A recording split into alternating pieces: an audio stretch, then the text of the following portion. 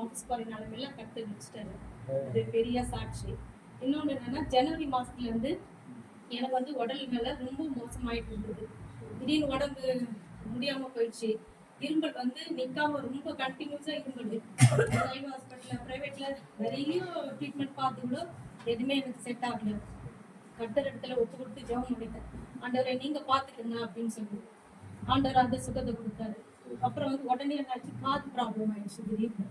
அது குணம் அடைஞ்ச உடனே காது ஃப்ளூ மாதிரி உண்டாயிடுச்சுன்னு டாக்டர் வந்து சொல்லிட்டாங்க. அது வந்து ஆப்ரேஷன் பண்ணணும் அப்படின்னு சொல்லிட்டாங்க.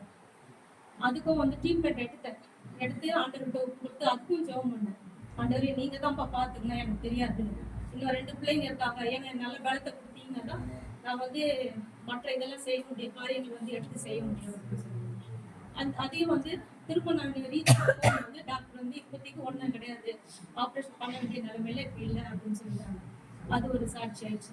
நெக்ஸ்ட் வந்து பேக் பெயின் ரொம்ப அதிகமாகிடுச்சு. இப்போ லாஸ்ட் வீக்ல உட்கார முடியல, நிற்க முடியல, எந்த ஒரு வேலையும் செய்ய முடியல. அப்புறம் பிசியோதெரப்பி வைக்க சொன்னாங்க. சரி அது வச்சுட்டேன். அதுக்கும் ஆண்டவர்கிட்ட ஒப்பு கொடுத்து ஜெபம் பண்ணேன். ஆண்டவரே நீங்க தான் எனக்கு பலன் கொடுக்கணும், சுகத்தை கட்டளையிடணும் அப்படின்னு சொல்லிட்டு ஆண்டவர்கிட்ட ஒப்பு கொடுத்து ஜெபம் பண்ணேன். ஆனால் தொடர்ந்து வந்து எனக்கு பாடுகள் கொஞ்சம் இந்த 2 மாசமா ரொம்ப கண்டினியூவா வந்துட்டே இருந்தது.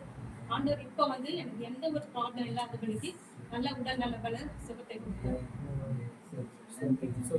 இப்போ மகனுக்காக நாங்க வந்து ஒரு வாரம் பார்த்துட்டு இருக்கோம் வந்தது. அதுக்காக முக்கியமா ப்ரேயர் பண்ணணும். நல்ல ஒரு குடும்பமா நல்ல ஒரு பிள்ளையா வந்து அமையும். அவருடைய காலத்துல கண்டிப்பா ப்ரேயர் பண்ணி ஆண்டவர்கிட்ட ஒப்பு கொடுத்துருக்கோம். சரி நல்ல காரியம் தான். தேங்க்யூ.